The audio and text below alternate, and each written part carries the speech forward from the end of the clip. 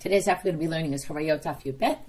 I want to remind, this is the daf for Shabbat. I want to remind everybody to, if you haven't yet registered for the Siyum Seder Nezikin, very big, exciting event. We hope to see you all there. All the registration details can be found on the website. Okay, we're going to start right now with the top of our daf. We were talking about the Shemen HaMishcha, the anointing oil that they used. But wait a minute, how could Yehoachaz, if you remember, how could he have been anointed king? He was the son of Yoshiyahu, and it was known, as I mentioned previously, and now we're going to see it inside, when they put away, when they hid the Aron, okay, we're going to see they basically took Yoshiyahu, we'll see why, took all of these things, we're going to see all which items he took, and he basically hid them in order to be, we'll see in a minute, but we're starting kind of in the middle of the story. From the time Nignaz Aaron, that they hid the Aron, Nignaz Shemen HaMishcha, also the anointing oil, the Tzintzin Haman, the jar of man that was left over from the desert, Maklo Shel Aharon Shkedei U'Pracheh, Aaron's mateh, his staff with the almonds of the blossoms that came up after the Korach situation, Ve'argaz Sheshachu Plishtim, Doron Yisrael, and this box that the Philistines returned to the Jewish people when they returned the Aron Kodesh in the time of Sefer Shmuel, when they returned the Aron Habrit, Shneimar ve'et klei hazahav asher shivotem lo Hashem tasimu ba'argaz mitzido, or maybe I should read it a little better. Et klei hazahav asher shivotem lo Hashem tasimu ba'argaz mitzido v'shilachtem oto v'halach. So basically, what the Plishtim said is, we're going to return these golden vessels to the Jews as a guilt offering. We're going to put this in with the argaz, in an argaz, in a box, next to the Aron. So basically they return the Aron with this argaz, and there's an assumption that the argaz was put next to the Aron, and therefore when the Aron was hidden, so was this box that was returned when the Plishtim returned the Aron. Okay. So the question is, wasn't it hidden? Now, Miganezo, when was it hidden? And this is the important part. Yoshiyahu Melech Yehuda Ganezo. Yoshiyahu did it. Why did he do it? He saw it was written in the Torah, because if you remember, he has this big reformation, and he opens the Torah and he reads it, and then he sees all these things written in the Torah, and he sees it says, God is going to take you and your king. Figures, maybe this is him. And therefore, he saw that what was going to happen, that we were going to be sent to another land, right? This is in the end of Sefer Dvarim. It said this, and he says, I better put everything away and hide it so that they don't take it.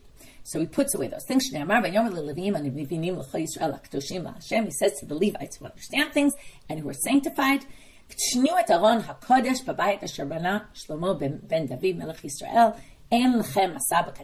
to the Levites who usually would carry the Aron, he said to them, take the Aron that's in the house of the temple that Shlomo built, and you're not going to carry this any longer. You should serve the Lord and his people, but basically put away the Aron. That explains the Aron. What about everything else? Well, I'm Rabbi Elazar. And then we have a Gezerah Shava. It says Sham by the Aron. It says Sham by the man. So we say, just like the Aron, also the man. Then, because it says by the man, it will be Mishmeret. It also, that's why it ended up being saved. Mishmeret is to save it for future. It also says Mishmeret by the Shemen HaMishcha. And that's how we learn the Shemen HaMishcha. And it says, for the Shemen HaMishcha, Lidorot, and it also says Lidorot by the, sorry, I actually said the wrong thing. It says Mishmeret by Aharon's staff. And therefore we learn from the man to the Mishmeret, to the staff. From there it says Dorot for the staff, and it also says Dorot for the, right, that the Shemen HaMishcha, the anointing oil, will be there for generations.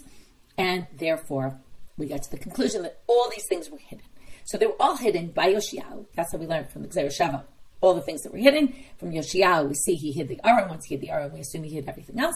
And therefore, how could Yehoachaz been anointed with the Shemen HaMishcha? Not possible. It was hidden by then. To which Amar Rav Papa, and we quoted this yesterday, if you remember, we said, right, that Rav Papa said, just like Rav Papa said somewhere else, it was a farsim adachya. They used the balsam oil.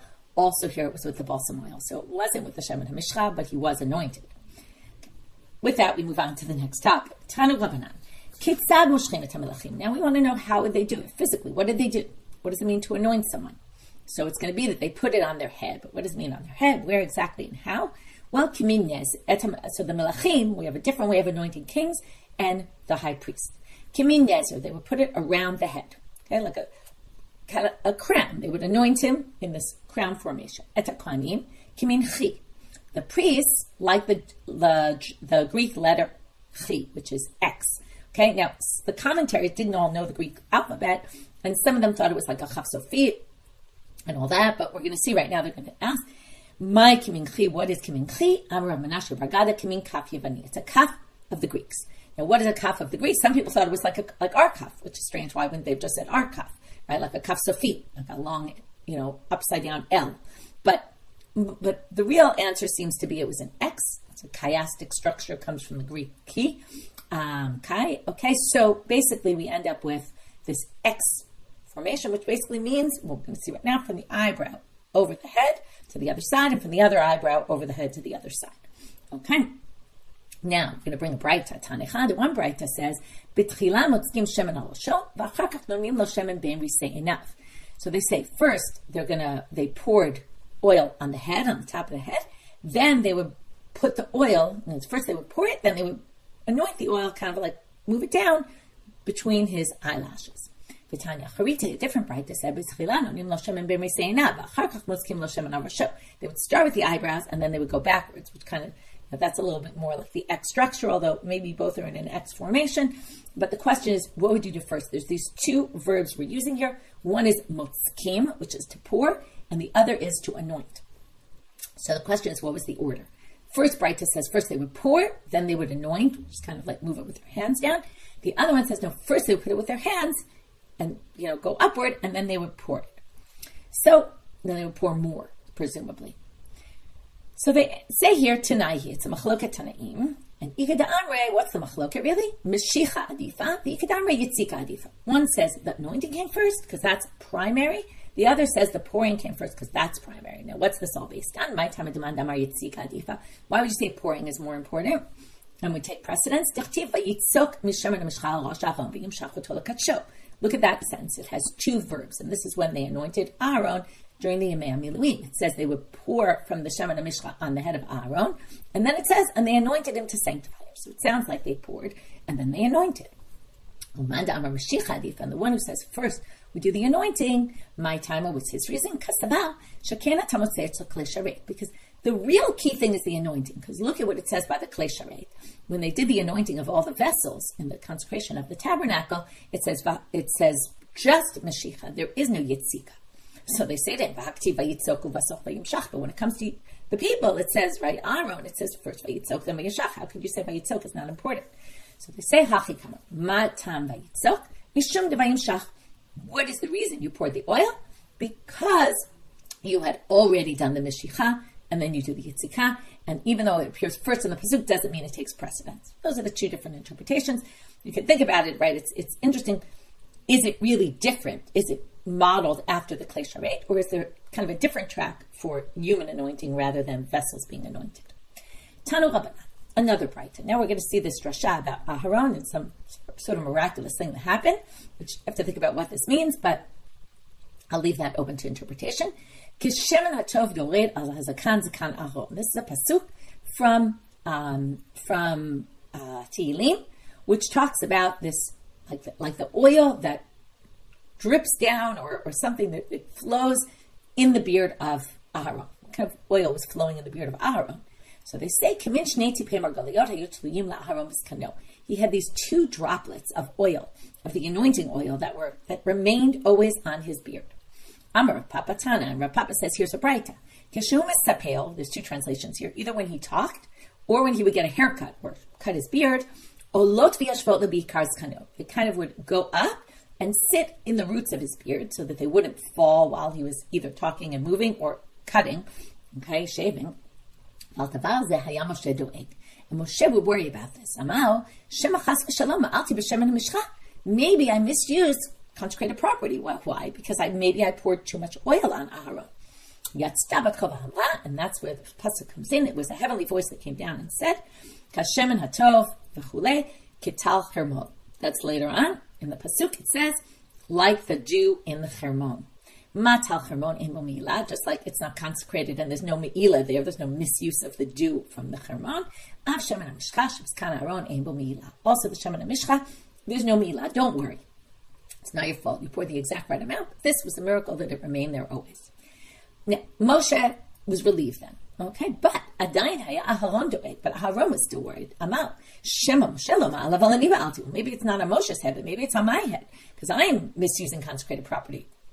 Since I'm using it all the time, right? It's on me.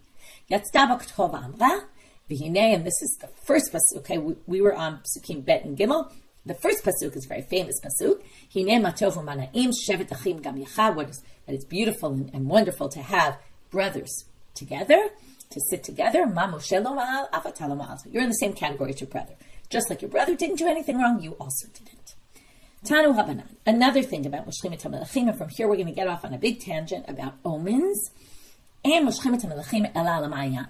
They would specifically anoint the kings by spring, Kadesha timashech malchutam, because the spring is constantly moving, continuing, and showing, oh, your kingdom will continue, because obviously we're always worried that somebody will take over and you will lose your kingship. So they would do it by the spring to show, right, this is a good omen that your kingdom will continue. Shane'amar, vayomer hamelech lahem, chui machem. Okay, this is by Shlomo.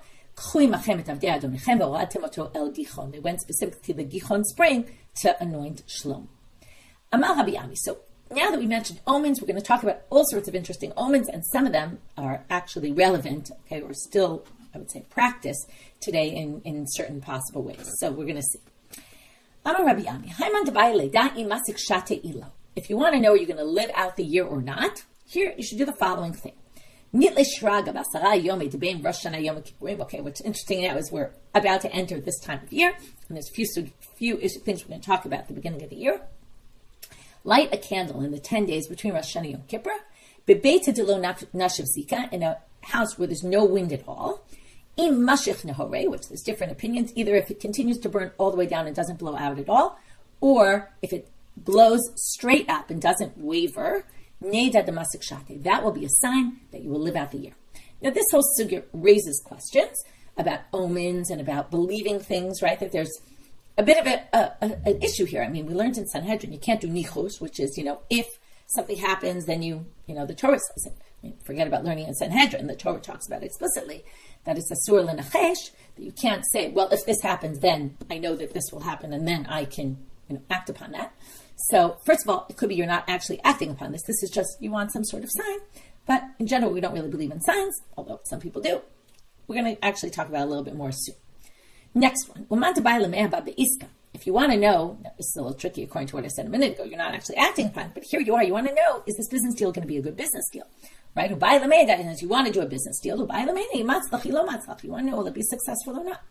You should raise a rooster, which, by the way, will take a while till you do this, so I don't know. But if it's the best system, right, by the time you figure this all out, it will be too late probably for the business deal. But Isham and V'shafer Matzlach. If it grows fat and healthy, then you know you will succeed in your business. You want to go out on a trip.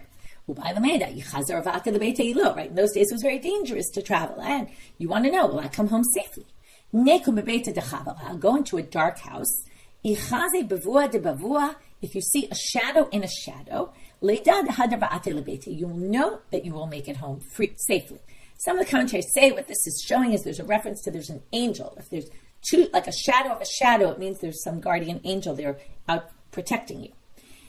The lav miltihi. But now the Gemara says, and this is not a thing. You shouldn't rely on this. You shouldn't use this. And some people say this is actually referring to all the omens we talked about, which resolves my problem that I mentioned earlier. You shouldn't believe this. Fascinating answer. If you believe these omens, and let's say you don't see the shadow of the shadow, you're going to get, and then you want to still go on your trip, you're going to get very nervous, and you're actually going to doom yourself. This is like when they say, when you're overly nervous about something, sometimes you can actually cause the bad things to happen because you're kind of bringing it upon yourself by your bad attitude. So it's actually dangerous to follow this. Amar Abaye, Hashida Amar Siman Amalti Laolam Yehiragil Lemechse B'Rei Shata Kara V'Rubia Karte V'Silke V'Tamri.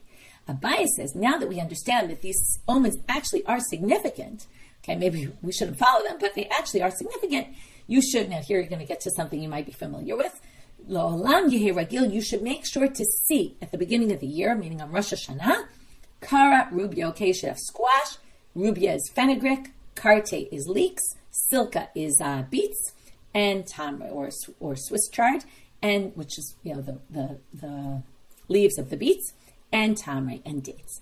Those are things that are now. Why are these simanim? Now you might recognize this from the simanim we use on Rosh Hashanah. Now Rosh Hashanah, if you do the simanim, people all do, and this is great. We're learning it a week before Rosh Hashanah. People use these simanim and they say, they use a play on words of Yehi Ratzon, that my, Yikartu Sonenu, our enemies will be cut off, or Yirbu Zechuyotenu from the Rubia. But what's interesting here is that's not what it says here. And the commentaries mainly discuss that what's unique about these things, they grow quickly. And because they grow quickly, it's an omen for you're going to have a good year. Okay? So this, by the way, goes back to the beginning one. If you want to know if you're going to live out the year, this is really about having a good year, seeing a blessed year. So these are good omens. Now, the Meiri specifically says, there's actually a good footnote in the Koran about this. The Meiri says that in order to avoid this looking, or this being like nichush, which they call divination, right? Like saying, if this happens, I know that the following thing will happen. So the rabbis instituted making a bracha here, like a Yehi Ratzon, and that resolves the issue. In other words, that's why it doesn't say you should say Yehi Ratzon in the Gemara. But later the rabbi said, listen, this seems more like if you want to have these things and see them, it's a good omen, but it looks like you're doing nichush, which we want to avoid. So they have you add the Yehi Ratzon, which is interesting. And there's another interesting thing I wanted to point out here, based on the previous thing that we just saw. I'm just going to open it for myself. In the Shulchan Aruch, in Siman Tafresh Sad Samach Dalid, 664 in Orach Chaim, it talks about on Hoshana Rabbah, there was a minhag, to, one second, Ketvur Rishonim, Sheyesh Siman B'Tzel HaLevana, the shadow of the moon. Specifically on Leil Hoshana Rabbah, that there's a siman there of what will happen to you or your relatives. But some people say you shouldn't do this to actually, because if you don't, right, if you don't see this sign, you're basically going to, exactly what the Gemara said, you're going to have a bad attitude and actually bring it upon yourself. And he says most people don't really understand this properly. They don't maybe understand how to look for it. They won't see it. They'll say, oh no, I'm doomed. And we should avoid this. So it even appears in the Shulchan Aruch, which is interesting. Actually in the Ramah, in his commentary on the Shulchan Aruch, not in the Shulchan Aruch itself. Anyway, it's just interesting. Okay, let's keep going. This is apropos good omens, but we're going to see only one of them really relates to the omens. But Rav Misharshia said to his son a number of things. When you want to go into study with your rabbi, first prepare. Go to Shir prepared. Read through the Braitas first, and then go in. Or the Mishnayot. And when you go there, look at his mouth, which really means look at his face, right? You're going to concentrate better if you look. If you're sitting looking down while your teacher's talking, it's much harder to understand. They quote a pasuk from Yeshayahu. And when you study, here's the one that has to do with an omen, Yirsu al Damya. Go, al Nahara Demaya. Go learn next to a river of water. I don't know what else a river would be if not water, but a river of water. This is something we saw back at the beginning. Why they would anoint the kings by the spring, because it's constantly flowing. Your Torah will continue, okay, and it will. The translation here is your studies will flow unimpeded, right? Nothing will block you from learning. V'tivu, okay, so that was the one that had to do with an omen. Now we're moving on to other things that he's telling his son. This is like a lot of fathers impart advice to their sons. V'tivu al kilkale de my parent and mothers also. V'tivu al kilkale de mata machasya. Better to sit on the garbage piles of mata machasya. V'lotivu apande de pumbedita. Better the garbage piles in mata machasya than the palaces in Pumbedita. Basically saying, choose a simple life. And tav gildan asarya, better to have certain kind of fish, even if it goes bad, better than eating the kutach, which according to the translation, it displaces rocks, or not sure exactly what to say about the kutach. The commentaries are split about this, but either it was the same idea as the previous, simple food and not fancy food, although kutach was not exactly so fancy, but maybe he's just saying this food is better for your body and for health reasons than the kutach, which is no. Could be, it has nothing to do with the previous sentence. Okay. Another thing about omens, and this is going to bring us full circle back to the anointing of kings. Ramah karni be'elohai. Okay, this is in the Tefillah of Hanan, the beginning of Sefer Shmuel. Ramah karni ve'lo ramah pachi. Okay. what this means is the horn is exalted, is blessed in God's eyes, and not the jug. Davidu Shlomo, this is a reference to something that would happen in the future. Davidu Shlomo shenimshechu bekeren, nimshecha malchutan. David and Shlomo were anointed with a horn, meaning the oil was in a horn, and they poured it out, and their reign continued for many years. Shaul v'Yehu shenimshechu b'pach lo nimshecha malchutan. But Shaul and Yehu, their reign did not last, and that's because they were in a pach, which is the jug. Okay, notice the connection of the word to the previous. Rameh kifi, and this is Ramah b'pach.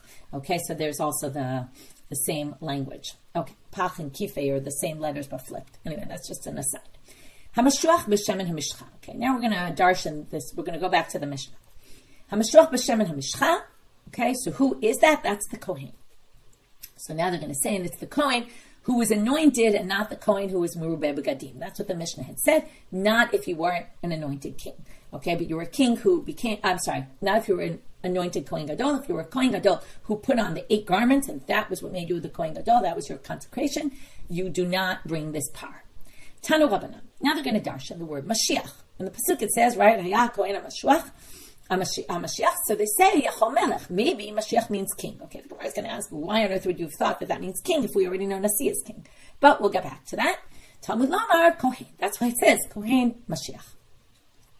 Kohen. Well, if you say just Kohen, you would have thought Yachol Merubeh B'Gadim, even a Kohen Gadol who wears the clothes and becomes the Kohen Gadol by wearing the clothes. Talmud Lamar Mashiach. That's why it said Mashiach. So it said Kohen, so you'd know it was the Kohen Gadol and not the king. It said Mashiach, so you'd know it had only one who's anointed. Mashiach Yachol Mashuach Melchama. Well, if it's all about anointing, maybe it's the one who was also Mashuach for the war. There was the king who was the Kohen Gadol who was anointed in order to make the announcements before they go out to war. That was a different, but he was kind of under the Kohen Gadol. Talmud Lomar v'hakohen hamashiach. Now, why did it say it with the Hea Yediah? The Kohen, the anointed one. To tell you, She'em Mashiach HaGabav. It has to be the top of the top. It's only the one who was anointed, and anointed particularly to be the Kohen Gadol, and not to be the Kohen who announces before war all the announcements. My mashma, how do you get that the means the best, the only, right? The one and only. Kedama Rava Hayarech Hamiyumenet Shabayarech. This is in the pasuk about the Gid HaNasheh. There's this debate, right? There's a question: which side is the Gid HaNasheh? On which side is it the one that's problematic? They say it's on the one that's the special, right? The stronger of the thighs, which is the right side. So Hachanami Hamashiach Hamiyuman Shebemeshuchim, right? It's the highest of the ones.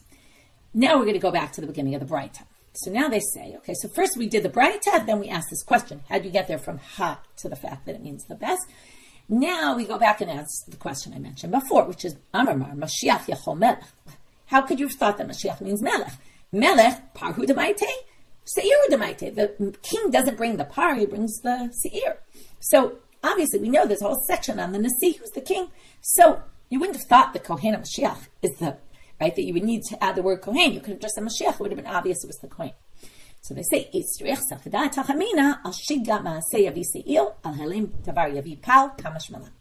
what might you have thought? That maybe, now we learned that the king brings, if he just eats chaylev by accident, whereas the Kohen Gadol doesn't.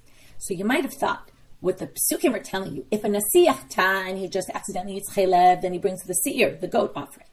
But if he has this halem davar, they taught the wrong thing, and then he goes with the wrong thing, maybe then he brings a bull offering that the king brings, but maybe that pasuk about the king, that the Kohen Gadol brings, but maybe the pasuk about the Kohen Gadol is actually talking about a king who does this helem davar, where there was a mistaken ruling, the king went according to that mistaken ruling, maybe they have a different, unique korban.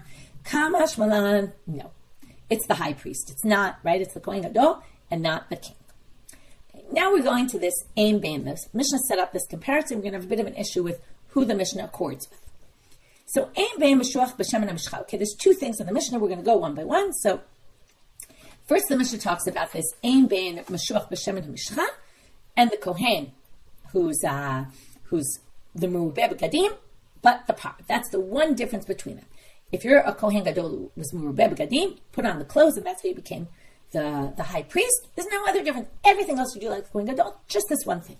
So Matnitin Deloka Rabbi Meir, this doesn't match Rabbi Meir's opinion. To Rabbi Meir, Hatanya by Rabbi Meir, it says Merubeh B'Gadim maybe para kol mitzvot. To Rabbi Meir, v'lo hodu lo chachamim. He thinks the Merubeh B'Gadim also brings the par, and the rabbis just didn't agree with him. My time at Rabbi Meir. Where does he get this from? Tanya. It says in the following, Braita, Mashiach. Now he's going to do the same drasha on the pasuk HaKohen HaMashiach, but in a different way. He's going to say, if it just said Mashiach, he would say that means Mashuach b'shem HaMishcha, the one anointed. Merubeh b'gadim minayin. How do we know also Merubeh b'gadim? Talmud Lomar HaKohen HaMashiach, because it adds this HaKohen. Oh, that means also a Kohen is Merubeh b'gadim. So now they say, okay, so the Mishnah must be not Rabbi Meir. But wait, b'mayu kimtek Rabbanan. So you're saying it's like the rabbi's position? Ema seifa, but look at the end of the Mishnah. The Mishnah clearly doesn't match Rabbi Meir, because look, it says, Ein bein kohen mishamesh lekohen shavar. Remember, they made two comparisons. One is what's the difference between the anointed one and the merubeh b'gadim.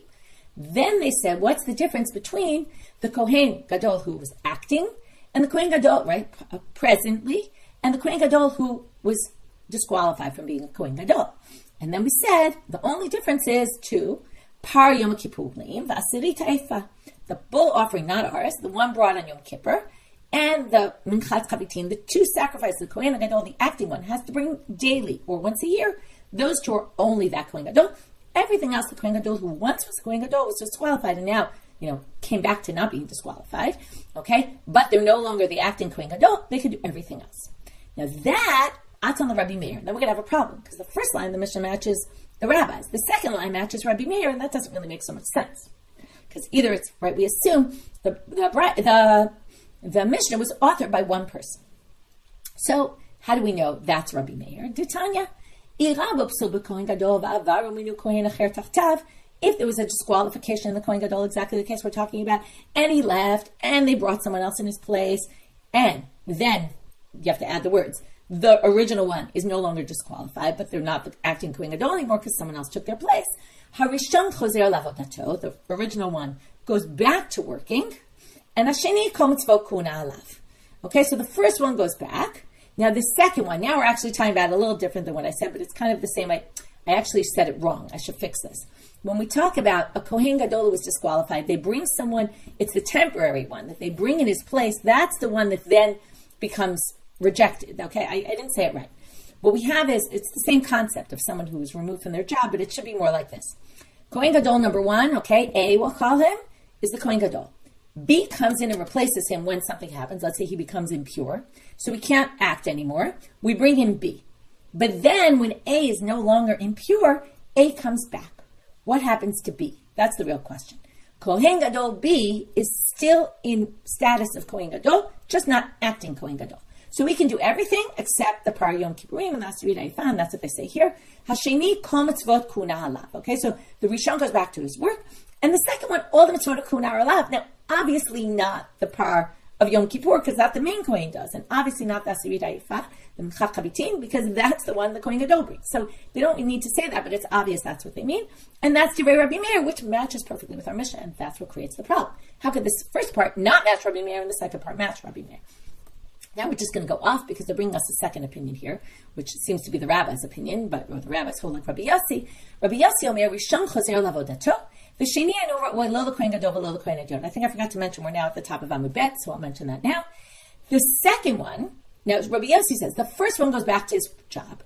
The second one, who was brought in temporarily, Eno Ro'oi Lo L'Kohen Gadol V'Lo L'Kohen Hadyon. They're stuck between a rock and a hard place. They can't be the Kohen Gadol, and they can't even operate like a regular Kohen. Nothing. And that obviously is not what, right, our Mishnah is holding like. And Amar Rabbi Yossi, we're going to see in a minute why he holds this way, but first he's going to tell us there was a case where this happened. Maaseh b'Yosef ben Elim, mitzipori, shirabu psul b'Kohen Gadol. Va'avar minu acher tachtav. He was the Kohen Gadol. Something happened.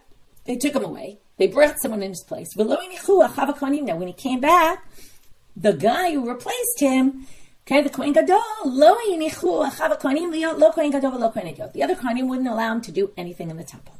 Kohen Gadol mishum eva, because you can't have two bosses.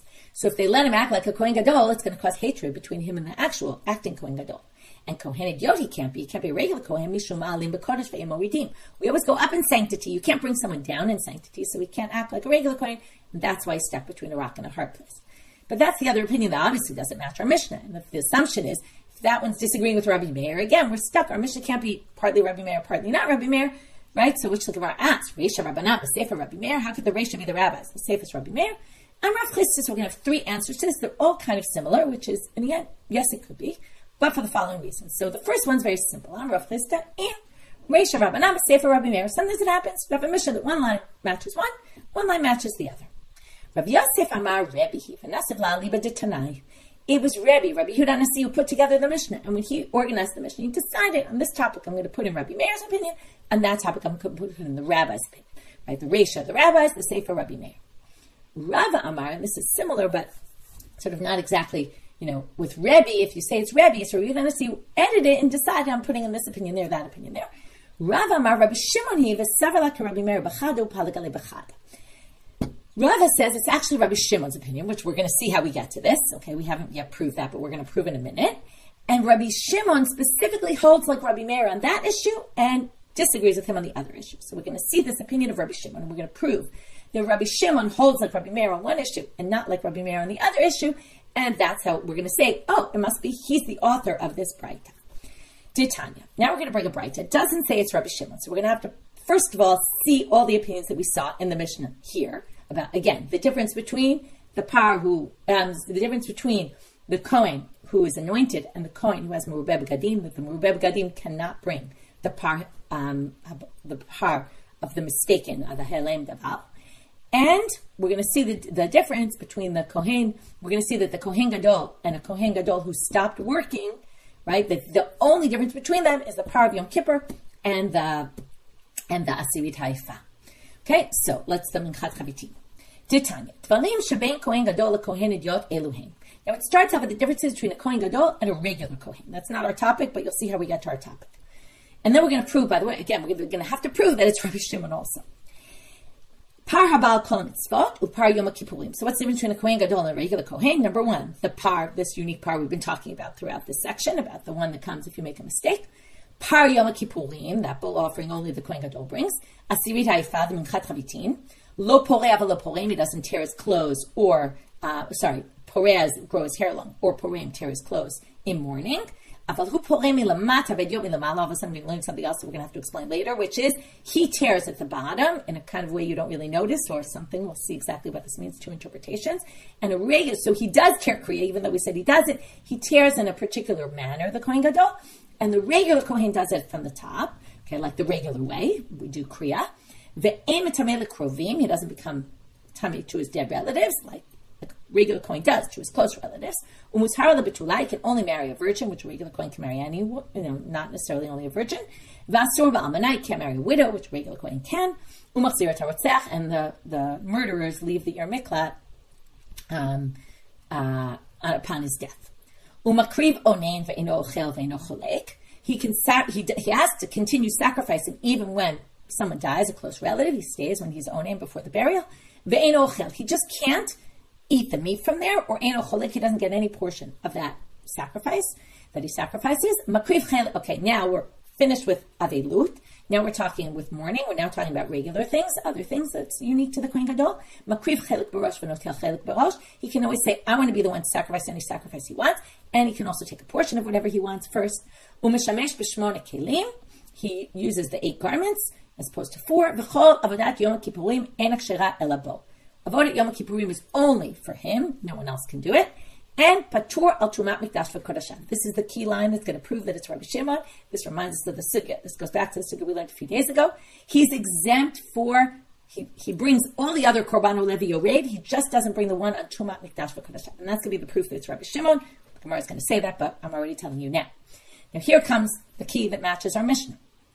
Kulam noagim b'merubeh b'gadim. Everything is true from Merubeh b'gadim other than Chutz mipar mevi'al kol mitzvot. That's our Mishnah. V'kulan noagim b'Mashiach she'avar chutz mipar Yom Kippurim. And everything is for the Mashiach who left his job other than par Yom Kippurim v'asirit haifa. And that's the other part of our Mishnah. And there you have it perfectly. It fits our Mishnah. V'kulam ein noagim. Now they're just adding another thing. Einam noagim b'Mashiach milchama. The one who gets anointed to speak before they go out to war is. None of this is relevant other than the following 5 things. Only these 5 things are relevant for that Kohen. Right? He's kind of like under the Kohen Gadol. Lo poreh lo porem. He doesn't grow his hair long for mourning and doesn't tear his clothes. Emet tamel krovim. He doesn't become impure to relatives. Mushar lo betula. He can only marry a virgin. Asur b'almanah. He can't marry a widow. Umachzirat harotzach. And if he dies, the rotzeach gets out of the Ir Miklat also. That's Divrei Rabbi Yehuda. I'm just going to point out, because we're going to say this whole thing's Rabbi Shimon, so how could you say this Rabbi Yehuda?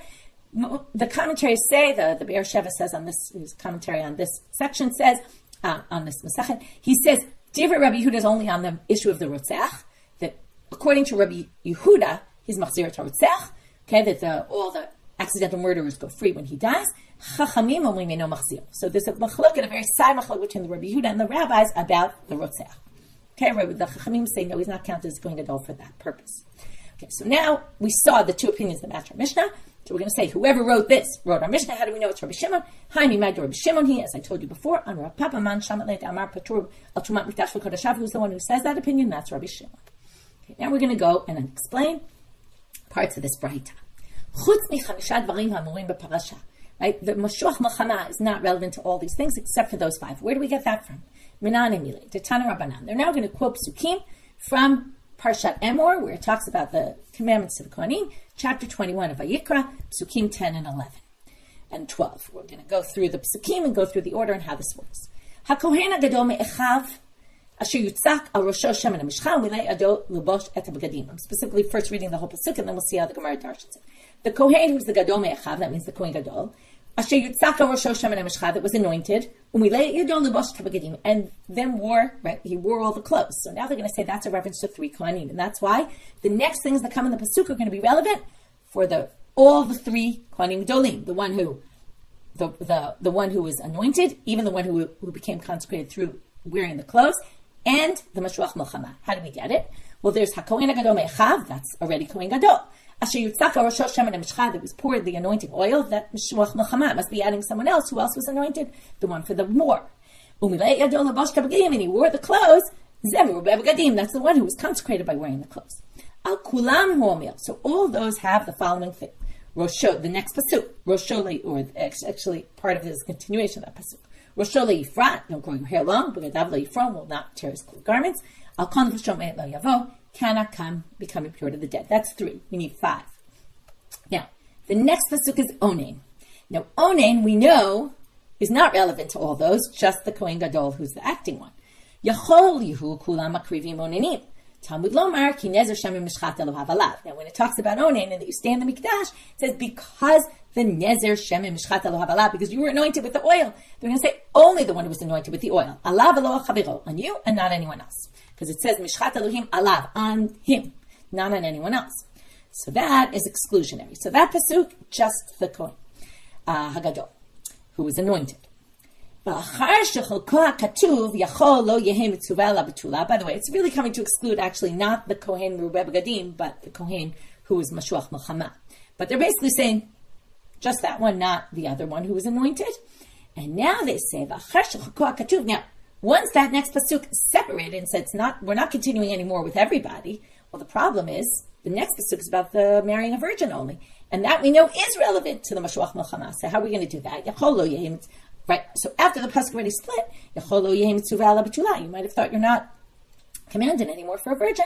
Talmud Lomar vihu. It says, and he. So once they say, and he, and he has to marry a virgin, that includes, and he, someone else who was mentioned before, and that includes the Mashuach Melchama. And that's how we get to that, the way those psukim are read, and then we get to the Betula and the Almanah, which are the other 2 on the list.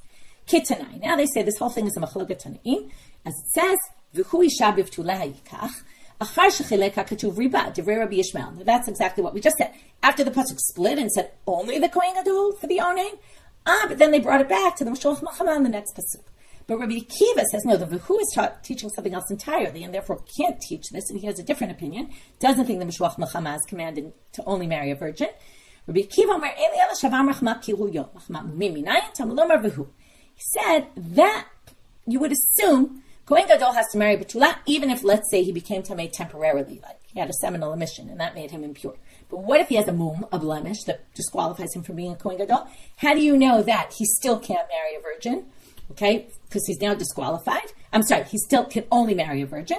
Talmud Lomar vehu, the vehu isha Betula, even if he's blemished and disqualified, he still can only marry a virgin. So he doesn't think that the Mashuach Melchama can only marry a virgin. Now we had this question by the king. It wasn't Rava asked Rav Nachman, it was Ravina asked someone else. But anyway, Rava says to Rav Nachman, What if you have a Kohen Gadol who became a leper? Maybe that's different. Maybe he can marry a widow at this point, a non-virgin. Which was the same language used before, although here it obviously has to mean something a little different. You'll see because it doesn't really work. But there it had to do with the korban. Couldn't bring a korban when he became, there actually they used this in a different question. When he left being king and then came back to being king, and I'm sorry, he wasn't king, then he was, then he wasn't, and then can we connect those, or was he rejected from the korban? This means something else. There's different ways of reading it, but either was he mitchadache, meaning he can never marry a non-virgin, and therefore, right, like he can never marry a widow completely. It doesn't matter if he becomes a leper, or miftar patra, maybe it's just a temporary thing. Lo hava biyadeh, he didn't know how to answer the question. Sometimes Rav Papa asks that same question, but here we're going to have an answer. It says in the Braita, that's exactly what we just saw. What does it say? Even if you're blemished, you still can only marry a virgin, which answers the question because Mitzorah is blemished. The reaction of Rav Papa when he got this answer was he kissed Rav Huna, and he kissed him on the head, and he said, I'm marrying you off to my daughter. Okay, he was so happy. I don't know how happy the daughter was about this, but probably most daughters of those days were very happy to marry the son, happy to marry a prominent scholar. Okay, new Mishnah. We're going to see a few Mishnayot here at the end of our daf. Kohen Gadol porim milamata v'hedyot milamala. This we saw before. The Kohen Gadol tears at the bottom, and the hedyot at the top. So what's the bottom, what's the top? We assume it means at the bottom of the garment where no one can see. But we're going to see two different opinions in a minute. Kohen Gadol makriv onim v'lo ochel, v'hedyot lo makriv v'lo ochel. The Kohen Gadol, we saw this also, sacrifices when they're an onim, but they can't eat the food, the sacrificial meat. But a regular Kohen can't sacrifice at all when they're onim, and they obviously can't eat the food.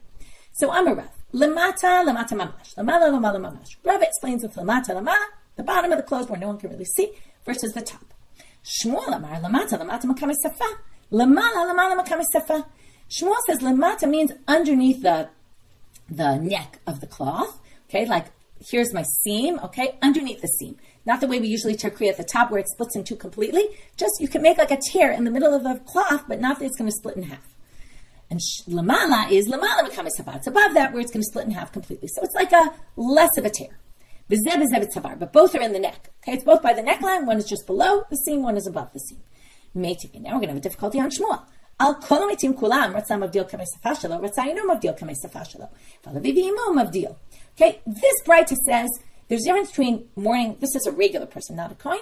Difference between mourning for your parents and mourning for everyone else. When you mourn for your parents, you must do it split at the top. For mourning for anyone else, you could do it whether it's at the top or underneath, where you just make a tear, which means that it's actually called kriya. Now, if it's real kriya, okay, maybe you were thinking this in the Mishnah. How does the Kohen Gadol tear kriya at all? We're not allowed to. Well, we're going to say it's because it's not really kriya. But if it really is kriya, right? It says you can't tear your clothes. So if this counts as kriya for a regular person, how could the Kohen Gadol do it? So the answer, Shmuel Rabbi Yehuda Sfira Leida. Amar kol kera she'eno mavdil, safa shelo eno ela kera shel tiflut. He holds like Rabbi Yehuda who says that's not really a tear. Who disagrees with the Braita we just read.